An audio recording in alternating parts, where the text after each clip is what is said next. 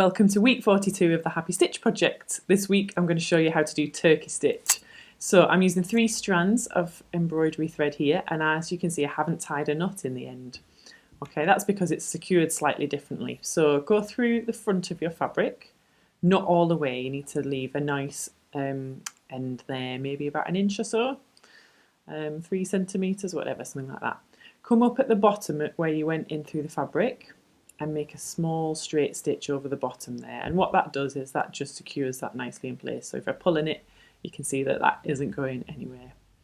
So that just means that we don't have a bulky knot at the back, so that's really good just for starting that. And when we get really into the turkey stitch with all the loops, it just means you haven't got knots everywhere. So what you need to do is come up through the fabric again next to where that first thread went through. I'm going to make a loop, so use your thumb. See, I'm right-handed, but just do it the other way around if you're left-handed. And I find it quite helpful to hold on to the loops when I'm doing this, just to make sure that I've got the stitches in position.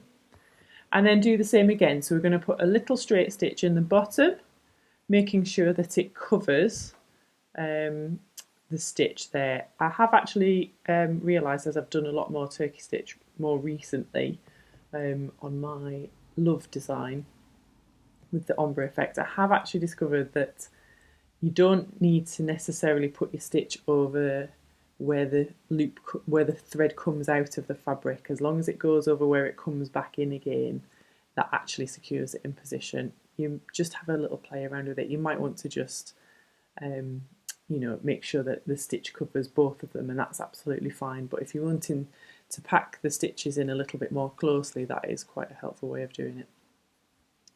So what we're doing here is, now that I've untangled that first thread, because I did leave that a little bit long, you can use your needle to move the loops.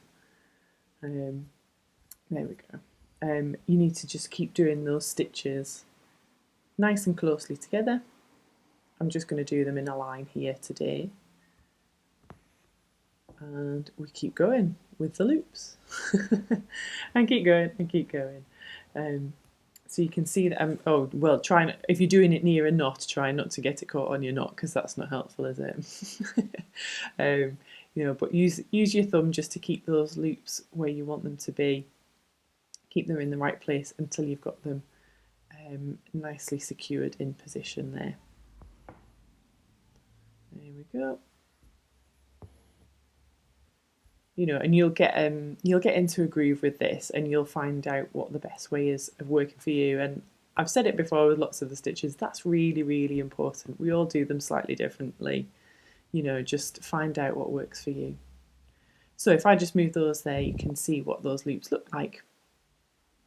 Now you can spread out your turkey stitches if you want to. Obviously, the closer you get them, I can't speak, can I? The more close together you get them. If you understand what on earth I'm saying. Am I making sense? I hope so. The closer they are, the more dense it's going to be. So if you want an effect where they're slightly further apart, you don't have to pack them in like this. This is just to show you how to do that. If you want to leave a little bit more space between each of the lines, or obviously if you're going around another shape, you can do little turkey stitch flowers and things, or edging. You might want to leave a little bit of space between starting the next sort of row of stitches, and that's fine. But if you want a really dense effect, then you just need to start the next row exactly underneath that one. So what I'm going to do is just keep going with my loops, and essentially the straight stitches at the bottom that I'm doing in this row are pretty much next to the ones in the previous row. So there's not a lot of space here at all. But it is something that if you wanted a slightly different effect, you could just space it out. If you've got a test hoop or something, I'm always talking about having a test hoop. It's really, really good idea just for testing it on and seeing what happens. Oops, sometimes when you do your straight stitch, as happened there, you come back through the wrong hole. And your stitch comes out. If that happens, it's not a problem, it just means you've got to do it again. That still catches me out every now and again.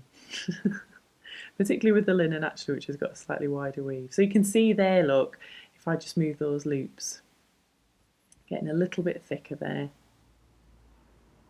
as the stitches come together. Right, I'm just going to put one more line in here, I think, just so that you can get the idea.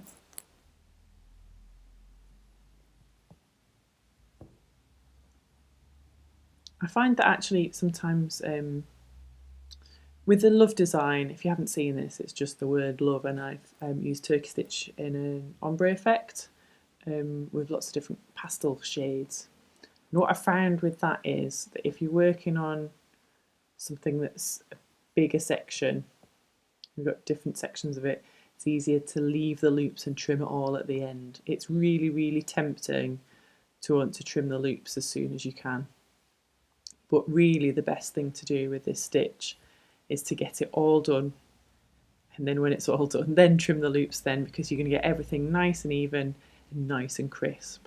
I was so excited to actually trim it on the first letter but actually as I've worked around it doing the other ones, it's made the ends of it a little bit fluffy, so I'm going to have to trim those, which I kind of sort of knew that would happen, but I was just too excited.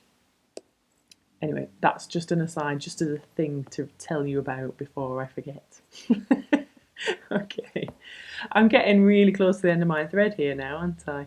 I wonder if I've got enough to just do this little section. I probably have. With turkey stitch, I've been knotting at the end, so you don't knot at the beginning when we put that first stitch in. I've got stuck here now, haven't I? All happens on camera, doesn't it? But I actually tie a knot at the end, okay? So that just means that if we've only got the knots at the end, it's not really bulky at the back. Because obviously, particularly if you're working the stitches really close together, I mean, you can see at the back there, it's just a solid shape. You know, you don't want loads and loads of knots. If we had a knot at the start and a knot at the end, it would be a bit tricky to do that. So just start it in the way I showed you, and then tie off at the end of each thread. Try not to leave yourself too short if you can, and then just trim the excess so that it doesn't come through the front.